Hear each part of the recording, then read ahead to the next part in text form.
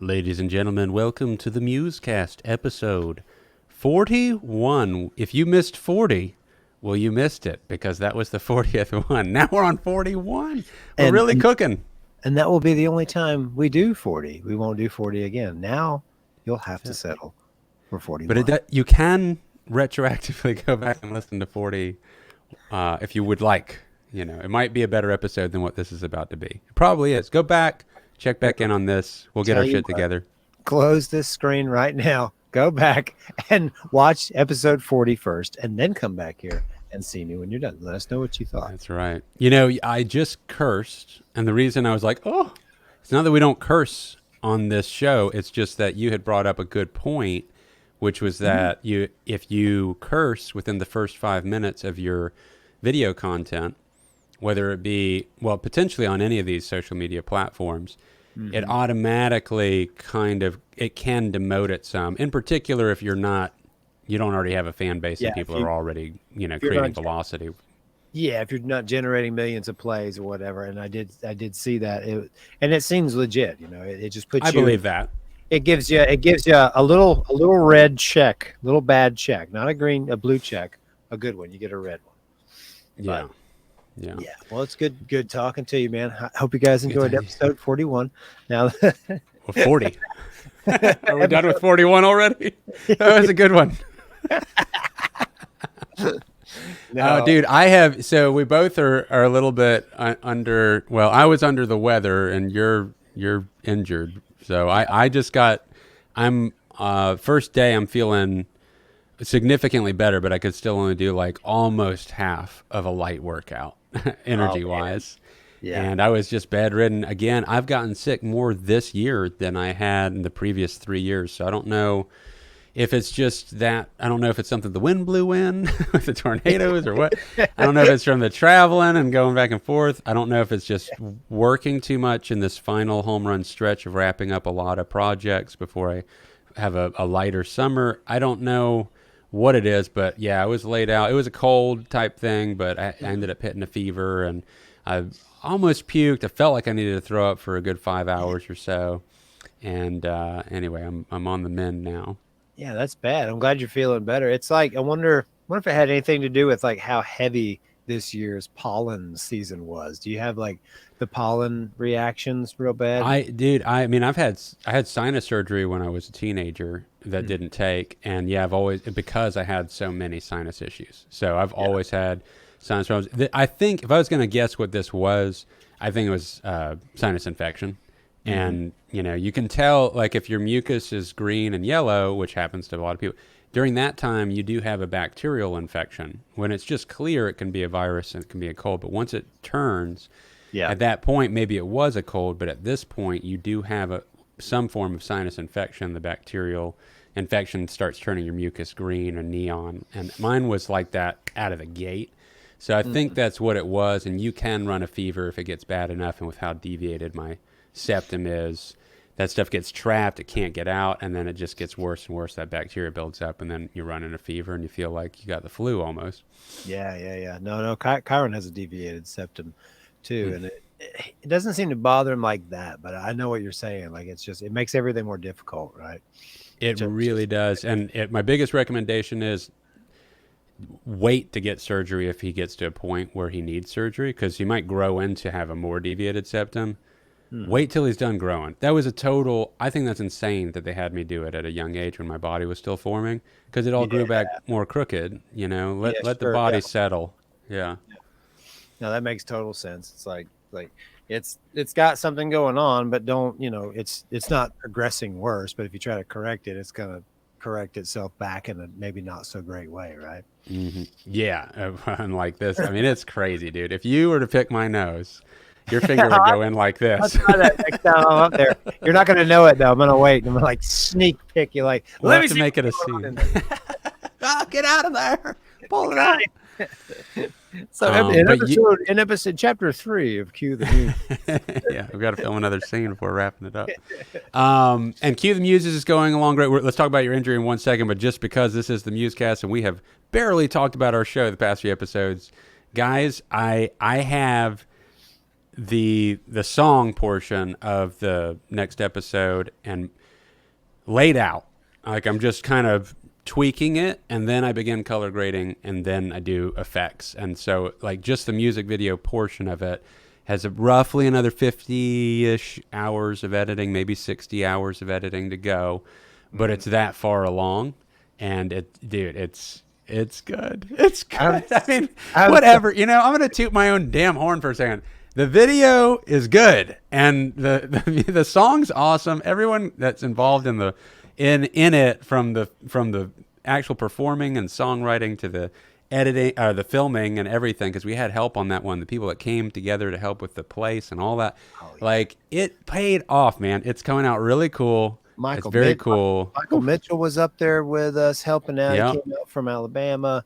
Brandon was out there with us. James Parker. I can't remember his brother's name. But man, damn, what is his brother? Oh, dude, I'm so sorry if you're actually following this, but I have him on Facebook, and I'm gonna contact. He's chimed in a few times over the year asking if that episode's ever gonna come out. Kenny Parker. Kenny's his name. Kenny. Well, Parker. yeah. Who did you say? Yeah, James. James is. Kenny's the one I know. I thought you said it in reverse. Yeah. That's right. Yeah, because you knew Kenny from the show before, and I knew Trans Am. and I know James from work because James is Parker brothers. Yeah. Yeah. Those and guys. Brandon Truelove, who helped get the place too, and helped do the drone work. He did all the drone work. Yeah. I know him through Trans Am as well. Now, neither of them work there anymore, but at the time I filmed them for different videos, and I know them. Am I wrong? Doesn't Brandon? Did Brandon have anything to do with Tragic's music video? Guys, from he did. Yeah, I know. Yeah. I think he made 2 of their videos. I know he definitely made one. I'm pretty sure he made 2. Yeah, the one that they were under a bridge with a bunch of cool graffiti with like fire barrels and stuff. It's pretty cool. I think I'm not 100% sure that he did that one. I think that was their first one, so maybe that would make sense. Like I believe that he did do it. I'm just not 100% sure. I know he did the one actually at what was Legacy on the River front. Oh, that was like the funny one. The one with like that was a cover song. Yeah, and it was like it's like a parody. They did like a parody video. Yeah. I forget what the name of that cover song. That was funny though. That was good. And Brandon Josh fell down. They're like all drunk, pretending to be drunk. And yeah, totally, man. and Brandon also helped. He did the drone work in episode 1. Some of the stuff that happens with the Normans. Yep. And then he came out and helped to film it more. And Preston Hooks was there. He helped a lot. Yeah, Preston was out there. Choking now. Don't joke. Don't joke. No, but that first video shoot was such a fun time. I mean, it was. I don't want to give anything away on there, but you know, I got to have a lot of fun in my pickup truck in that video, and there was some really cool vehicles are in. There's some Mad Max like stuff happening in this video. I dare say, which we got to talk about Furiosa we do. In a second. To wrap up, I don't want to also forget that oh man, sorry. It's okay. Take your time. Take your time. Breathe. Breathe in your nose. There are 2 more scenes that have to be filmed edited for Disco. I'm not going to say what the name is. For episode 3. For chapter 3. We're going to get this figured out. All the marketing will be figured out soon enough. Everything. And once that's it. So it's like wrap up the music video, finish the last 2 scenes. Everything else is edited, and then we've got one to release, and we got to decide exactly when and how to release it. But we will, you know, if you're in Cue the Muses and you're watching this, we will be contacted. You will have the opportunity to watch it prematurely here in the studio. We'll crank it up, before it comes out, and we'll have a little private viewing to be excited about it and everything. But those are the best. That's a great time. I'm so excited. I can't wait to wrap up this last stint of work that I have on the table right now that's for my commercial projects, and then get to go full force into it. But I'm working on it nightly, like every night for like a minimum an hour a day is kind of like the minimum. But really my minimum is 10 hours per week. That's the minimum that I'm allowing or letting myself get away with. it forces you to do more than an hour a day. So like That's right. like at a bad day, you're making sure you do at least an hour. At least an hour. And then on the weekends, like all through Memorial Day, I mean, it was like 3 hours every night, from 11 a.m. till 2 a.m., 11 a.m. till 2 a.m., and 11 Oh a.m. wow, yeah. till 2 a.m., and it's like, I wish I had more time to work on it than that, but it's coming out great. Now, that being said, we'll come back to Furiosa in a second. You have an injury. What's your injury? It's new tonight. Yeah, it's brand new tonight. So I'm in jujitsu. I'm in there 4 months, and so long story short, I'm positive that I pulled my groin. I'm not so positive on how severely I pulled my groin yet. Just a weird thing. So I was sparring. We got through class, and I felt stiff tonight. So tonight, one of the nights where I was just like, I went yesterday. I trained yesterday. I did the morning class yesterday and had some good rolls with a strong blue belt and an older, really good black belt. I got some good technique tips from him, and I went back to back. I went again today, and I was just still kind of sore from yesterday. And I was like, man, it's one of those days where I'm not going to roll with the aggressive guys tonight. I told myself I used the bathroom when I got there and washed my hands, and I was like, all right, don't be kind of like. Don't be cocky. Like don't roll with, Mark or Ben, like take it easy, just go slow. And I also had it in my mind that I want to work on a specific takedown. And this is what I did. It was first run. I stretched and we warmed up, and I was all sweaty by the time we were actually sparring. Like I was good and warmed up and sweaty. Question. You said takedown. So you do start from a standing position, or do you start at your knees? Yeah. It's all about your partner and what everybody's comfortable with, because it's training. We're trying to kill each other, but it's respectful. It's not it's not a competition. And so when I got done with positional sparring, we kind of like warm up. I got done with positional sparring, and my nose was bleeding from here. Like something happened, and I got scuffed up. It happens, sometimes, but it was bleeding a little bit. And the coach told me to roll with a certain Raphael. He's another white belt, and my coach told me, hey, Rich, roll with Raphael. So I said, my nose is bleeding, and I sat it out. So the next round, I go to roll with Raphael. My buddy of mine, a blue belt, Pascal, came and said, hey, do you want to roll? I said, no. Coach told me to roll with Raphael last time, and it's kind of like the etiquette. You do what your coach tells you. If he tells you to roll with somebody, roll with him, or have a really good excuse on why you're not going to, because he has a reason for it. He smells. Yeah. And anyway, I start rolling with Raphael, and we were on our feet. And the takedown that I tried to do I can't stand up and show you, but basically there's your two men, and when you shoot in, the one guy, I'll do it with this hand. The one guy shoots in. This is terrible, but you're standing front to front. My right leg shoots in between his legs, and what I want to do is capture his left ankle with the inside of my right knee. Okay, and I want to slide over to my right side as I shoot down. I want to capture the front where his foot meets. I want my knee to capture his ankle and grip it. And then I also have a higher grip, and I pull him, and I twist it, and I pull him down. It's fun. I really like that takedown. And that was the specific takedown I told myself I wanted to work on tonight. When I spar, I said, I have a plan. I want to go, and I want to execute that. And classic me. I shot in the first time, and I have absolutely no idea what went wrong. Like my plan is to talk to my coach and do this again, because I went in, and somehow during the first attempt, there was a pop. There was a small pop. Oh my goodness. A small pop in my inner right thigh, right up in the groin where it meets my pelvis. And I slowed down, and I rolled for a minute, and then I told Raphael, I said, oh, hey. I said, let's chill out. There was something. And he said, you okay? And like an idiot, because I'm an idiot. I found out today I am an idiot. I said, no, yeah, I got up, I walked around. I said, yeah, doesn't really hurt. I said, it popped. I'm not sure. I said, let's just go start from the knees. I said, forget the takedown. Let's start from the knees.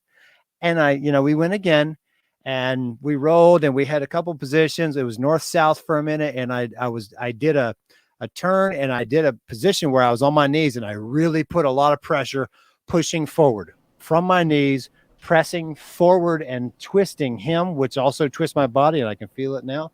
And what I felt was a series of pops. It was like a Oh, dude, that's and not good. I laid down flat and I said, I'm an idiot. I should have sat down the first time, and I didn't. And I got up and I shook Raphael's hand. He's like, I'm sorry. I was like, you did not do anything wrong. It is not you. It's me. Yeah. 100%. It's me. Yeah. Like, don't worry. Like, I'm going to go sit down. And I went and, I pulled, I said, hey, coach, come here. And him and Mark, the senior guy in there, like came over, and I was like, I think I pulled my groin. Like, I don't know if I tore it. I don't know. It felt like in the moment, it was like this weird sick feeling. Like, I don't know if you injured yourself or you like, what it felt like was the tendons tearing from the bone. And I don't think that's what happened, but like the popping and stuff, like it's not impossible. It is not I mean, definitely go easy. Yeah. So the pops itself, I mean, that does kind of, oh, I'm about to lose my camera. I got to plug this in real quick. Uh-oh. Anyways, while Ash loses his camera, the moral of the story is listen to your back on. The pops do signify potentially a tear. I mean, usually, right? So I sat out the rest of the class and just kind of, they got some good ice packs up there. I placed an ice pack on it. I've actually got a really, really good ice pack. I highly recommend these flexible, malleable ice packs that just kind of mold to your body and get in all the good tight places. So I sat the class out and did some research, and they classify these kind of groin injuries. I didn't grow up playing sports, so I'm not used to it. I've never experienced one, but I know plenty of people have. And, I feel like I'm somewhere between level 1 and 2, maybe a full blown level 2. And it goes to 3, where 3 is like, it's just completely torn. But the good thing is, it's 7 to 10 days of initial healing time, let scar tissue heal. And then there's 3 to 5 weeks of healing time while you're doing like more strength training, like you do motion training in the first 7 days, just to keep mobility training and make sure you're moving it and lightly stretching it. And then the plan is, after 7 to 10 days, good week and a half, I'm going to start working the strength training slowly. I'm going to go back to class, and I'm going to sit out, the heavy bits and just work on positioning stuff and all that. But, the thing that I don't know is, tomorrow I'll find out how bad it really is. Cause just walking out here to the shed, I have stepping stones, and 2 of them were a little further apart. And I did a little jump, and I was like, oh, it hurts so bad. I was like, dude, I mean, and when you get up from this podcast, it's going to be, I mean, I think tomorrow will probably be the most it'll hurt, and then you'll have to see how it loosens up over the course of the day, or if it doesn't loosen up at all. But the popping does have me concerned. I really hope you didn't, because I've pulled my groin several times. Yeah. And it usually lasts for a few days, but I've never had in that area. I've never had pop. Yeah, and it's weird. Like I when I researched it, they said, that it's actually, I think I still have it pulled up on my phone. It says, and I quote that. Oh, now it's going to be slow. Yeah, it says individuals suffering from pain in the groin often describe a pop in the groin following pain from the injury. So that's pretty typical, that a pop, like when the muscle, I feel like the first initial jump in that I did, kind of the first pop was like the muscle just had a little oops, and it didn't hurt too bad, just really minor. And that's when I should have went and sat down. Like that's when I was, and I need to be better about that. That's just me being, I'm having a great time. The adrenaline's up because you get that when you're sparring, you get that kind of fight or flight thing, that adrenaline's up, and you don't feel it then. And absolutely. And it's that's so hard to recognize. Yeah, that's when I made the mistake and not respecting my body, where I knew there was a pop. I was like, no, I think it's okay. Let's just go light. It doesn't. You don't go light. It's like, yeah, you're just saying, let me just lose real quick. Yeah, let Because me. that's what's going to happen if you go light. You Yeah. can't say, let's go light, and then you win. Well, It'd be like, well, dude, you went rougher than I thought we were going to go. and also not with it was me. I'm a white belt, and it was Yeah. another. It was Raphael, who's another white belt. He's like an increment of white belt above me, higher than me. Uh-huh. Two white belts don't know how to go slow. I That's mean, I right. know. That's I've right. you roll with the black belt, and like sometimes they'll just lay down. I roll with a guy named Bill, and he just laid down. I'm like, are we rolling? He was like, yeah. Just come on. He's just laying down. See, I'm like, see how gentle this can be? yeah, I can still choke you out anytime I want, but, I'm gonna murder you. But yeah, anyway, that's cool. enough about my injury. That it is Well, what it I hope you recover expediently. Definitely go slow and the same, it's so easy to think that something's I mean, I'm guilty of this. This isn't me and it's just so easy to think that something's healed. And then you go to use it just a little bit too quick, just at the Yeah. wrong angle, and it's not even heavy, and it just boom, and it re-injures, and then now you got to go through it again, and it's so frustrating. Yeah. It'd be a real mind slodge. But at Classic least mind slodge. the old mind slodge, This one shouldn't be too mind slodge because it's very specific. I pick my leg up and it hurts. Yeah, But if I there you pick my go. leg to the right, it's okay. Anyway, Yeah. I am speaking of picking my legs up. This weekend I'm going to pick my legs up with my family and I'm going to go see Furiosa. Oh, okay. Yeah, let's talk about Furiosa. Yeah. Okay. All right. So in our last episode, that was the first part of the title was basically us talking about Furiosa, even though we both hadn't seen it. We were just discussing the unfortunate low box office numbers that it was experiencing. And this is compared to not necessarily movie box offices, but it came out on Memorial Day weekend. Which is usually a huge weekend for movies, and this was like the lowest opening weekend numbers. And one of the things that I brought up about that was just that I think that might be the beginning of the landscape that is now theaters and people staying home instead and watching it on their big TVs with their home stereos, and you get access to these movies within a few weeks of them coming out. It used to be months, so it's a lot more push to try and get out to the theater. However, I, at that time, hadn't even seen the preview for it because I'm so into not knowing. I want to know as little about a movie. If I know I want to see the movie, I want to know as little about it as possible. That's why I hadn't even looked at what the reviews were when you were discussing it. And you had brought up some reviews that were pretty negative about it. And so it's like, okay, bar's pretty low. I'm going to go and watch a preview because I'm already leaning on not going to see it now. I watched the preview, and just as a camera guy and an editor, I'm like, I'm going to go see that in the theater because that looks really cool.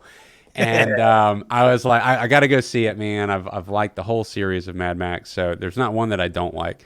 And so I took Tristan. We went and saw a late night Sunday night showing, and with no spoilers, guys. I'm really good about not giving away spoilers, but it was awesome. It was entertaining from start to finish. It was intense. It was classic Miller. I mean, it had so many elements about what I like from the other Mad Max movies. Yes, it has more CGI stuff to it than the other ones did. But I think that it was done, for the most part, in a really fun, stylish way. Because there's something. Here's something that I don't think we got to talk about that they had done in the last Mad Max movie from a technical point. And they obviously did it in this one too. George Miller filmed Mad Max, the action scenes, at different frame rates. So we've talked about frame rates on our podcast many times. And 24 frames per second, that's film. That's what you want. The high refresh rate stuff that happens on TVs makes everything look like it was at a higher frame rate, and it just pulls you out of the magic that's cinema that we're used to. You want 24. But what George Miller would do is he would use some crazy frame rates, anywhere from, my understanding is he would film anywhere from 16 to 20 frames per second during the action scenes, so less frames. And what that created is this intensity of action, and I had actually wanted to do it for the music video that I'm editing now when we went to go film it, but I did not do it because I did not have time to properly test it, and I was worried about syncing issues with the music video. There may be none, but I just got a little bit paranoid about it. I was like, I can't imagine us putting in all this effort and I can't sync it because the frame rates somehow make it map out weird with the other cameras. because we were using multiple cameras. I only have one camera that can film with those variable frame rates. Yeah. So I skipped it, and I did a different thing. We'll talk about it when the video comes out. Yeah. But that variable frame rate, where he's using that quick staccato look to it, something about that for me actually worked really well for the CGI. And what I think it is that when cartoons, animation in general, like drawn out animation, not CGI animation, drawn out animation is usually 12 or 14 frames per second. So from an animation standpoint, we're used to that being the frame rate. Now you throw in these CGI elements in this really painterly way. They did this interesting stacking of scenes. I really want to look at the behind the scenes of how they stack the layers of it, because I think they were doing something similar to what I've done, except in some other videos. But they did it in a way more advanced way, and it really makes me want to go back to trying that again myself. I won't go into the detail of describing it right now, but something about the combination of the frame rate with the CGI and the way that they did the compositions in a certain stacked manner of layers, I think it just really worked. Like there were some times it pulled me out a little bit, but overall, I really enjoyed it. I thought it was very cool. The action was awesome. The characters were super fun, classic. I mean, there's nothing about these characters, in my opinion, that doesn't harken back to the Miller awesomeness of his character style that he has in it. And it had just the right amount of comedy. It was great, man. I loved it. Well, that's awesome. I can't wait to see it. Like, I'm glad it's 2 hours and 45 minutes, and I was entertained from start to finish. I couldn't figure out when to go take a bathroom break. I had to pee the whole last hour and a half, and I was like, I feel like I'm going to miss something here. And every time I was glad I didn't go piss. That's a good movie, right? When I think so. Always feel like when there's never a part where you're like, yeah, I'm gonna sneak out. I know what they're doing here. I've seen this plot part before. You never felt that way. All this bridging dialogue, yeah. Exactly. But everything was so Miller-esque that you don't know who's going to say what. There's so many quirky, campy things that happen in it that you don't want to take your eyes off of it. One thing, and this shouldn't be a spoiler, because Immortan Joe is still a character in this movie, because it's a backstory of Furiosa, and he's like the guy that kidnapped or whatever. But is it still the same guy? Because famously, the original villain from the first Mad Max, Toe Cutter, the man that played Toe Cutter is the actor who plays Immortan Joe in Fury Road. But I thought I didn't look at the credit list, but I'm like 90% sure it's not, because he looked younger. Yeah. But I think he nailed passed it. Away. I think the actor actually passed away. I think that's why he couldn't do it. Well, this guy nailed it. I mean, in every way, I was like, that's that character, 100%. So, was there any truth in the absurd review that I read about the nose? Okay, yeah, tell me. Okay, in particular, all right, not really. There's a couple of times where Chris Hemsworth's character, as we discussed in the last MuseCast, people were kind of dissing on the fact that he had a prosthetic nose on and that you could see where the molding was attached to his nose. Yeah. I think 90% of the time it's fine. There are a few scenes where it's a little bit more exaggerated, but it's not so much this. It's that it's such an extended prosthetic that for me, where it felt a little fake was the way that lighting worked on it. So you know how sometimes you'd be in front of a sun and the sun's shining through, and sun kind of shines through skin a bit, you know, like if it shines through your ear where skin thins around nostril flares and stuff. Like that kind of just doesn't happen at all. So you can tell it's this solid thing, and that just felt a little off. The coloration was sometimes a little bit mismatched from his skin tone. This is surprising to me because it feels like something that could be easily addressed in the color grading. But I will say overall, it's like kind of questionable if it is off. It's like I had the seed planted in my head to be looking for it, for one thing. Yeah. And two, you're so familiar with who Chris Hemsworth is, it's like, you know that's a fake nose on him. Now, here's what I'll say about it, though. They also did stuff with his teeth, all right? And I love that they did all that shit to his face. Is it a because comedic effect? Is it like it. Well, it's funny because I said like I've seen it more so done with comedy in general. The only two times that I feel like non-comedy, but like, well, for there was villains, right? Like villains. they Like the want, Penguin was insane with yeah, Colin Farrell. That yeah. was insane prosthetics. I had no idea that was Colin Farrell. Oh yeah, that was Um, fantastic work. but usually it's comedic. Like, but the serious movies was like Looper with Joseph Gordon-Levitt. Yeah, He there's like an additional I couldn't figure it out for the longest time in the movie. I was like, I feel like they've added something. They did. They did something to his jaw and his nose structure that squared it up more. In Looper, Joseph Gordon-Levitt, I think I'm like 99% sure he has some prosthetic addition to his face. And then it was also done in a really exaggerated way for Mickey Rourke in Sin Sin City, and City. that had to happen. Yeah, with That was Mark. the character from the comic book. Oh yeah, and it's perfect. It's perfect. It It's was so great. so preposterously not him, like, No, it's a but graphic novel. but it's perfect. It Yeah, was and perfect. every scene's black and white. I don't think there's any scene with Marv that's actually in color, and it Yeah, worked. It worked it even worked great. It worked great. So the reasons I like it for this movie on Chris Hemsworth is, okay, one, he's a dude in the movie with long hair and a big long beard. Okay. And it's Chris Hemsworth. Okay, that's Thor. We've been watching Thor for a decade now. Yeah. Plus. Yeah. How would I watch that? What are you going to do? Cut off all his hair? So now it's a short hair guy. Like the long hair and the beard look awesome on him. Thor. They did that in Thor too. He had the short hair in one of the Thors with the eye In patch. one of them, right? And it was still just for half of the movie, and then he ended up getting the long hair back, right? Yeah. Because that's Thor. So it would be like watching Thor in Mad Max the whole time versus make him not attractive. You know, he's still this like cool guy. I'm sure he could still sling. You know, I'm sure he could still get some. He's still You slaying. know, He's he not could still get it. knock But him down a couple pegs. Post-apocalyptic Thor, been yeah, erased. he's got like messed up teeth. He's kind of British in a way. He's got like this big nose, and then he's kind of looks like he's got these like real squared off teeth and stuff. And it's just a little bit, and he's a little bit more nasally. And I'm like, I love this. Like, look, Chris Hemsworth is a handsome fella, and there is something distracting about like he's kind of like a pretty boy handsome fella, and the only thing, the saving grace is his physique is so Conan like, right? He's got this, so he's masculine in that way. But I could see how that would be in Mad Max. It's just like a distraction to have some.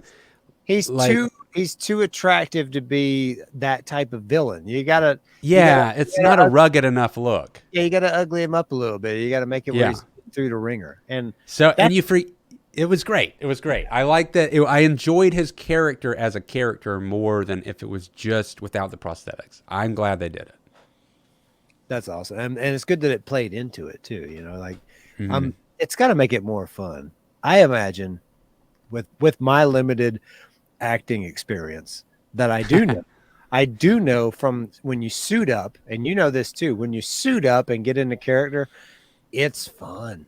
It is a lot of fun.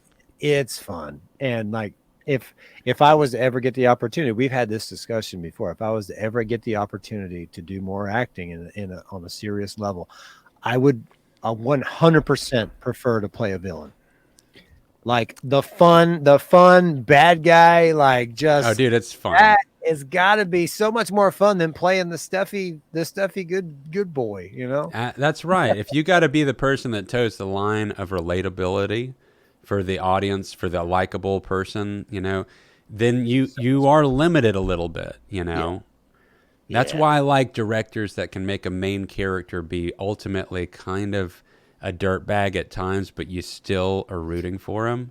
Like, that's a craft of storytelling and character development that is not easily done. And when it's done, those are the coolest characters, and then they become the most relatable in a way. Like, they don't have to be relatable in that I'm like it. They're relatable in that I know people like that, or that is what that person would kind of do.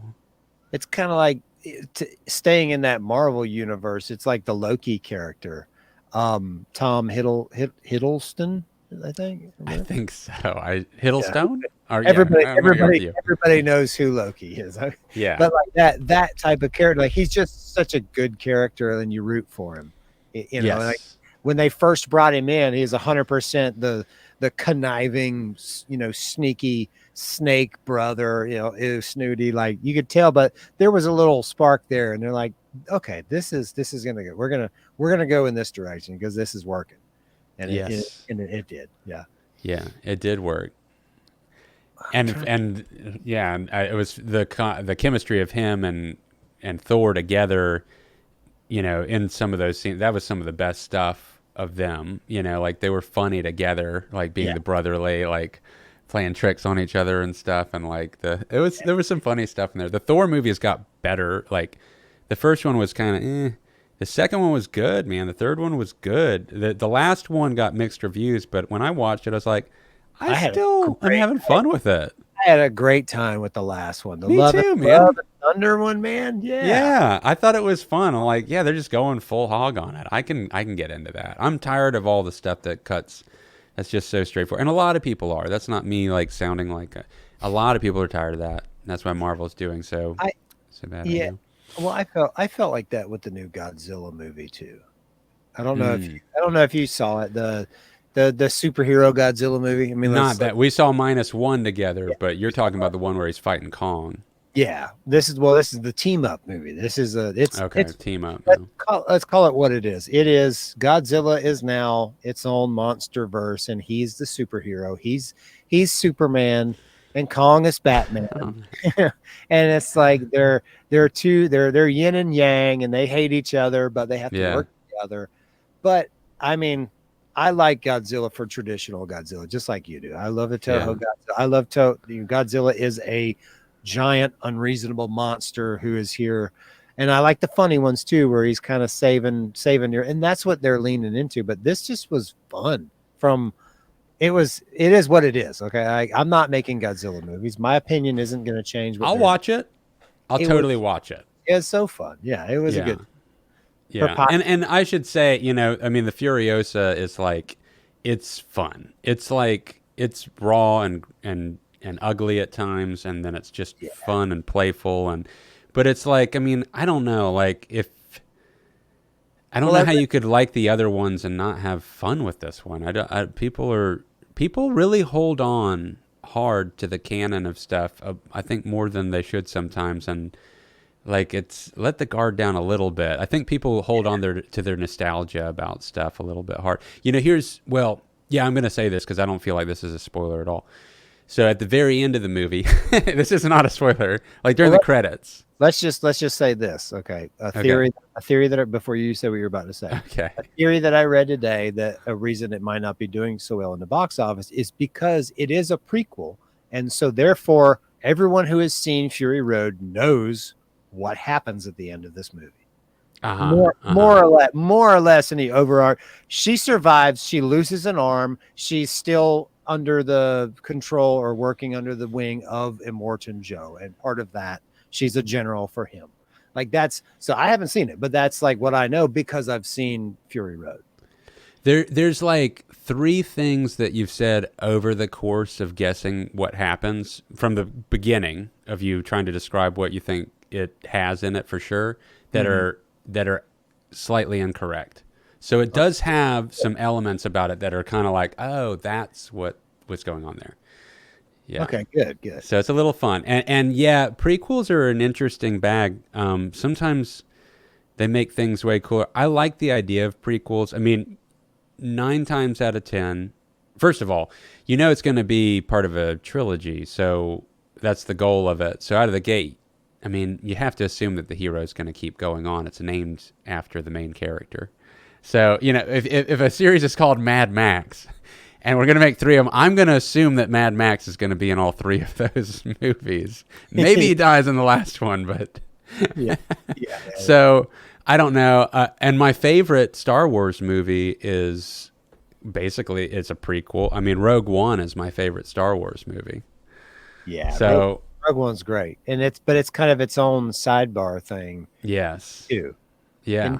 And didn't they sneak the prequel aspect of that into Rogue One? Like, didn't it kind of surprisingly end at a place that you didn't really understand it was happening? And then it was there. You're like, oh no! And it literally stopped right then. I didn't know if that was known going into it or not. I don't keep up. Like I said, I try to know as little as possible Yeah. before I go see the movie if I can, if I know I want to see it. And so I didn't know if people already knew that that was what was going to happen or what it was supposed to be doing. But Well, yeah, yeah, like, I had no idea. I think yeah, I don't remember if I saw it in the theater or not, but I know it blindsided me yeah, with, and I don't know what knowledge I had of it. It's been a long time. That's yeah. a couple of years now. I did see it in theater and it was filmed so beautifully. I mean, the cinematography in that one is the best. I mean, people can argue whatever, but the cinematography on that is just different level than the other ones. And I It love the felt darkness of it. it it felt so much better as It a was as, a movie for adults. yeah. That's the way I felt about it. I didn't I'm wearing a Star Wars shirt now with probably like the worst series of the whole Star Wars franchise. I was what, given this as a gift. Mike, the mic's blocking it. Oh, it's Kylo. It's I Kylo was, Ren. I was given Yeah. that as a Christmas gift. It's kind of a cool shirt, but those three movie. Well, anyway, so another interesting thing in the world of movie stuff is this is I don't know how I feel about this still, but I just thought it was pretty weird. So one thing that we talked about in the last episode, and I forget exactly how we came up, but we brought up, we were talking about movies that I'd been showing Tristan, my son, who's 17, and introducing him to some of the, the heavy hitters that are classics. Yeah, you said And you're going through the Coen Brothers library. Coen Brothers and stuff, but we fell into the camp of talking about Kevin Spacey a little bit because I brought up The Usual Suspects and stuff like that. Then we brought up that he was canceled. Mm-hmm. And look, I'm not done with this interview yet. I don't know exactly what I think yet. But he's in a new interview that just came out this week. Like a few days after we talked, I haven't heard about him in forever. Spacey? Kevin Spacey, a 3-hour interview podcast with Lex Friedman. Lex Friedman has an awesome podcast, goes super in depth. So his are really, really, they're really in depth. I mean, they're some of the most emotionally in depth, styles of podcasts that you can find. And I'm halfway in. We haven't gotten to the part where he explains what happened in 1986 yet. But we're just talking about his acting so far. And I'm just hearing him talk about acting and how he became an actor and his relationship with Jack Lemmon and when he first got his roles and dealing with the different directors and how directors direct and the masterfulness and genius of like Fincher and stuff like that. All the good stuff. Dude, yeah. He is so interesting to listen to talk. And his stories are fabulous, and he's so good at imitating the people, like from Al Pacino to Jack Lemmon. Like he is a really good actor, man. He's like ridiculously good. Yeah. And I'm really enjoying it. They're gonna apparently touch on that, but the show opens with Lex Friedman explaining that. Just to point out, every charge that he was charged on got acquitted. Like nothing actually went through. So I don't know what that means. I don't know if that means that it was payoff. I don't know if that just means that it was unfounded. I know how easily somebody can be canceled by a claim, and people run with a claim. I'm not saying that is the case. He's going to explain that. It's going to come up in this 3-hour conversation. I'm curious to hear where it lands. But if we can just get away from that potential thing, just as an actor, it's like I feel how we watched the Samuel Jackson master class, for acting on the master class website. Felt like I was getting that in a more organic way. Like I was learning about directing and like how to get something out of people for scenes, and I was also getting concepts of how to approach characters as an actor, which I'm not much of one. We're not really much of actors, but that's how good the conversation is. So I'm really enjoying it. It's so long I have to do it in doses, but you might want to check it out. And I just thought it was crazy that we've never talked about Kevin Spacey on our podcast. We talked about it yesterday. I haven't heard of anything with Kevin Spacey in years, and then since House of Cards. And that's what the show was. I never saw it. I heard it was great. He was like crushing it. on the series. Was it a Netflix series or Yeah. something? It was And one of the things that launched Netflix to yeah, be I like remember people it were was like, buying the subscriptions for that show. yeah, it was the big show. It was that. Yeah. It was Netflix's Game of Thrones or whatever. It kind of was. And Yeah. yeah, and then the stuff came out with him. I mean, and stuff kind of consecutively comes out with all sorts of people in Hollywood. And Yes. I don't even know what all the charges were. I just know, oh, Kevin Spacey's an asshole. That sucks because I Yeah. love so much of his work. But again, it's hard with actors. And what you're doing is watching an interview where it's actually him. This is And the thing. it's tough too. It's tough too because there's a similar interview. I feel like this is kind of a parallel to an interview that I watched with Shia LaBeouf. Shia LaBeouf. Yeah, Yeah. and like it's so interesting, so compelling watching, and I want to watch the one with Kevin Spacey. Send me the link when we get done.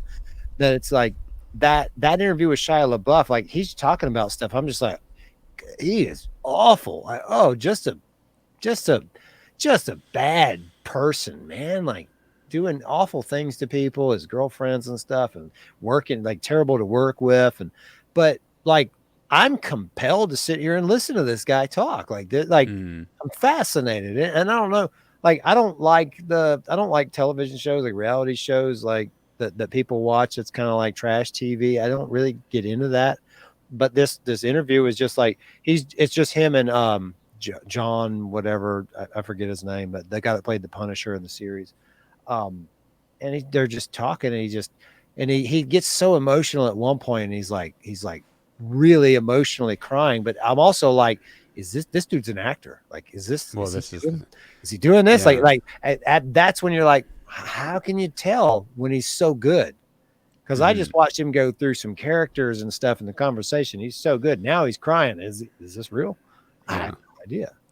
Well, and so I watched that whole interview too, and I haven't finished the Kevin Spacey one, so I don't know where I officially stand on it. But the differences that I would call upon on this are Shia LaBeouf openly the whole time was admitting how messed up he was and how Yeah. many wrongs he did. Yeah. He was being very real. He was being very real. And you can tell through some of the repetitive, I've been around people who have intense regrets, right? And they just keep bringing it up. Like more than you bring it up. Like it's like on their mind so much. It's like, all right, like we were kind of past that, you know? With Kevin Spacey so far, one, it hasn't come up yet. I don't know how much he's going to say there's a regret or this or that. I believe, and see, here's the thing. So that charge came out, and I don't even know what the 100% what the charge was. I believe he made a pass at a young male actor. And I believe that young male actor would have been, I believe, underage, so under the age of 18. Now, and potentially, but here's the thing. All right, potentially he also, it was a power dynamic because he's at the time a rising actor, and so I don't know if there was some Weinstein element about it, right, where he's like offering some opportunity. I don't know. So here's the thing. I don't know. I don't even know what the charge actually is. I'm repeating headlines. And I personally have followed some people for a decade now. And I've watched them get slandered by headlines and misrepresented at 3-hour-long podcasts that I listen to and hear how out of context things are taken. And I know I've watched it happen and know that it's bullshit. Now, I'm not saying that's the case with Kevin Spacey, but what I'm saying is I always want to hear the actual person say what they did, how they felt about it, what happened, what the charge is. I am done making official 100% confirmation opinions about people that I haven't even heard get to talk because it's just too volatile of an environment to do that with. Well, and at least he's talking. Like I'm curious. I want to listen to it. Like Shia LaBeouf talked. He talked. Yeah.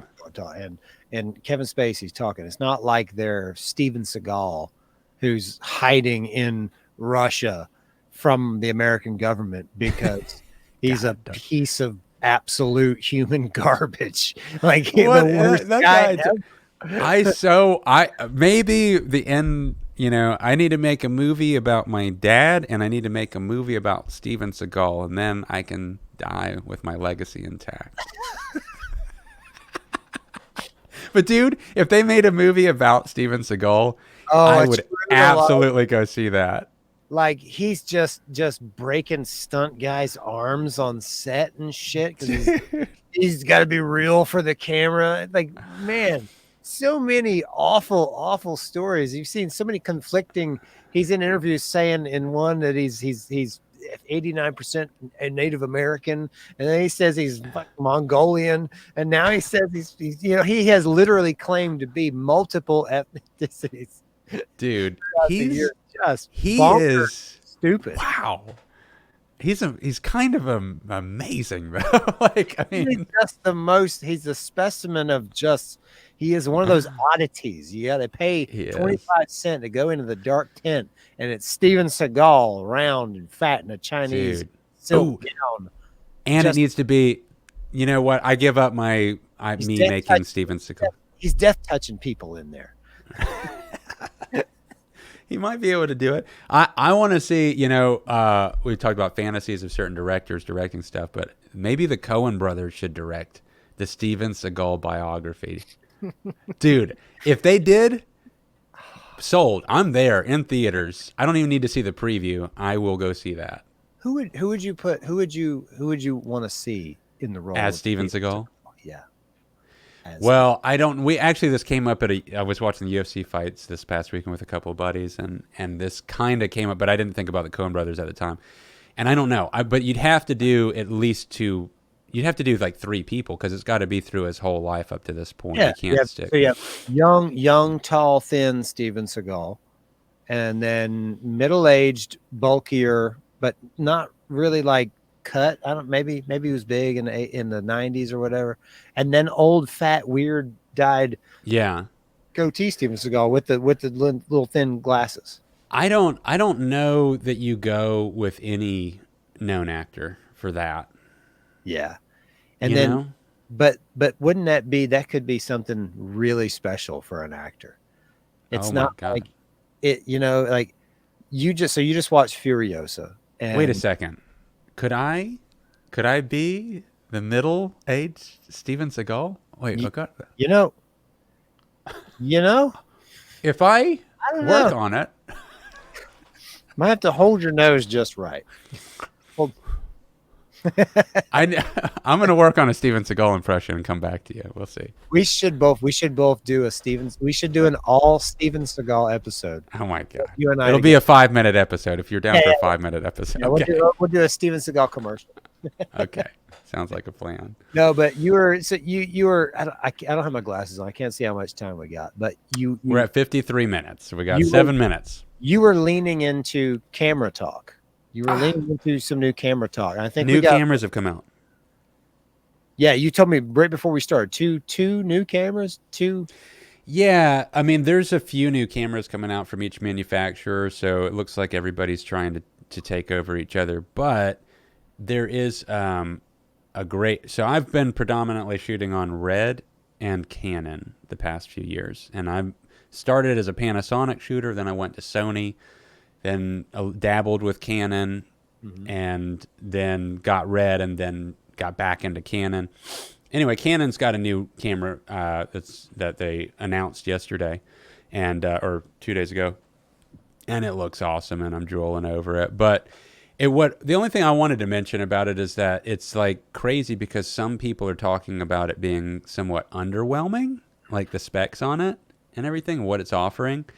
And it's kind of mind-boggling that people are complaining that it doesn't have enough innovative stuff on it, because that's kind of the subject I want to talk about on this. Is just that, dude, what people don't quite get is that I think a lot of people that are getting into cameras, what they don't get is that how much further can we go with cameras, guys?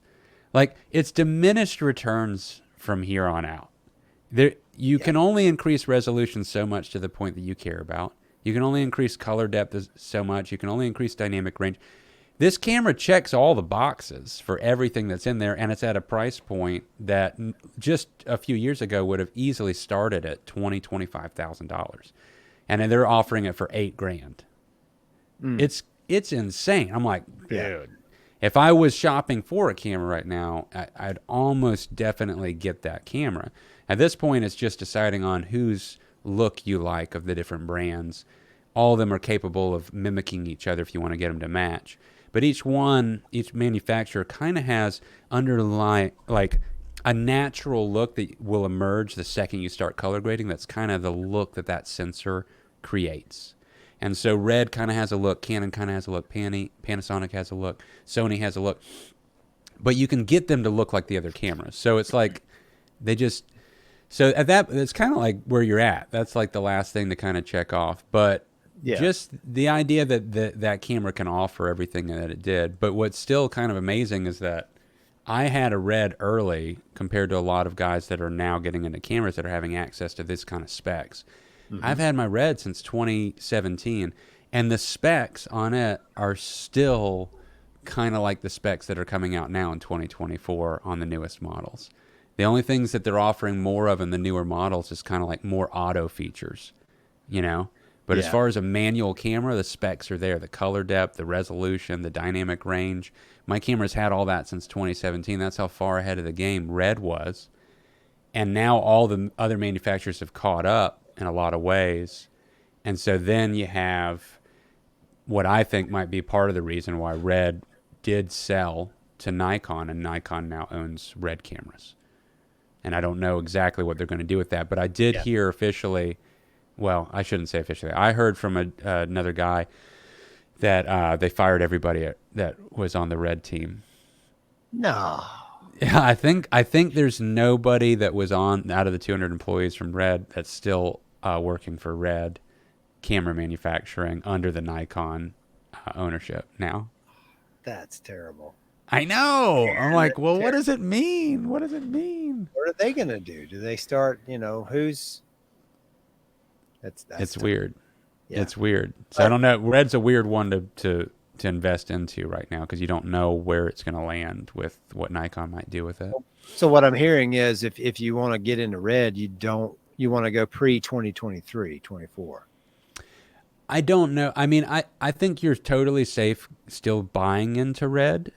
You just don't know where you're going to follow it. So I was in part of my reason I'm feeling confident investing into Canon so much is because it pairs so well with my Red. I can get the Canon to match so well with the Red quicker than what it takes to get my Sonys to match with the Red.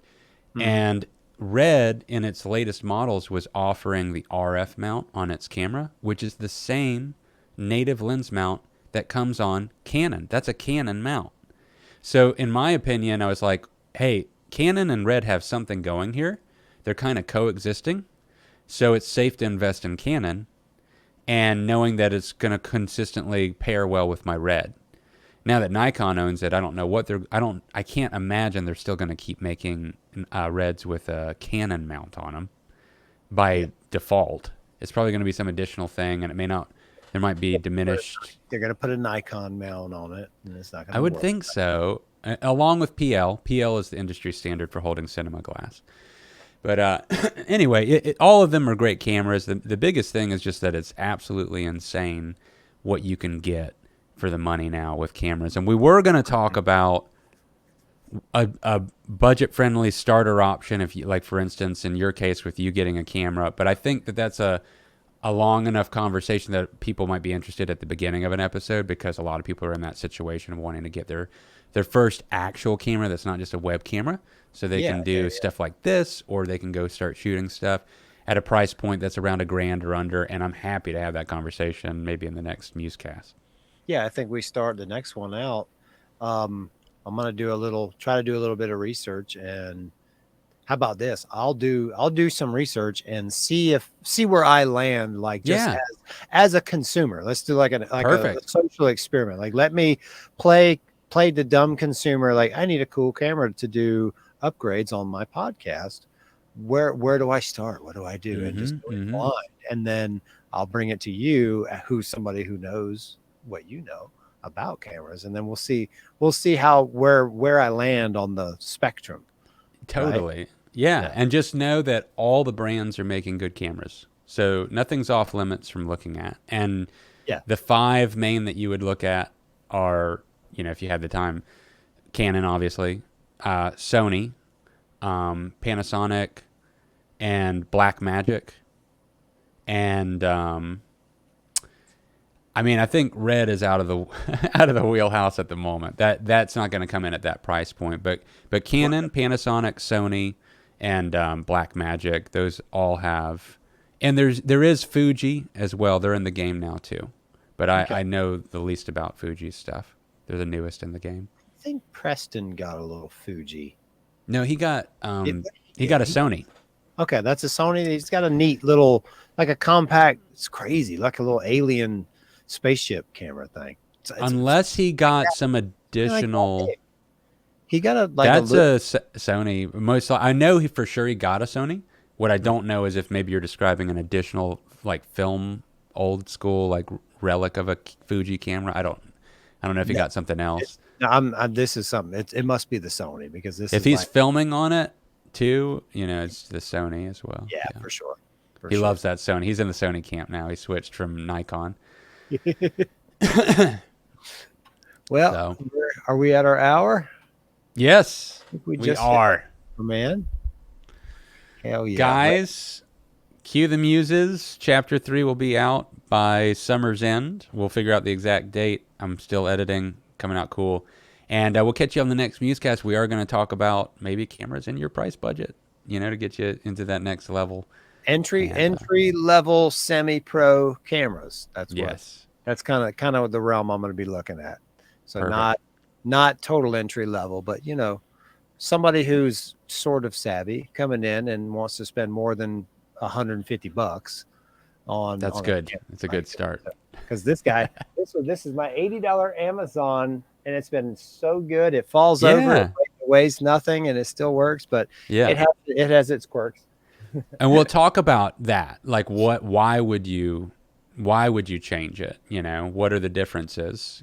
Some of it's not necessarily obvious. So there's stuff to talk about there too.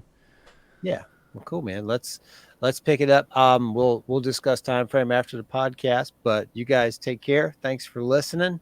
Peace, guys. See you later.